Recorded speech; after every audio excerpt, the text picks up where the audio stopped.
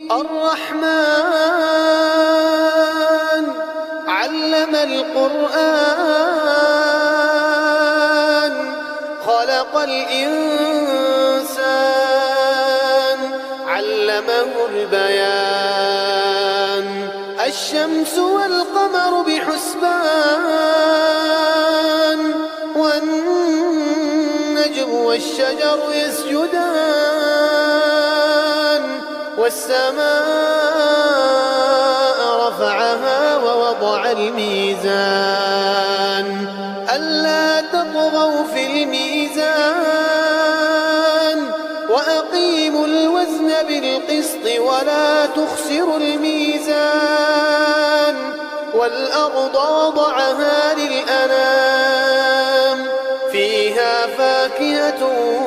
والنخل ذات الأكمام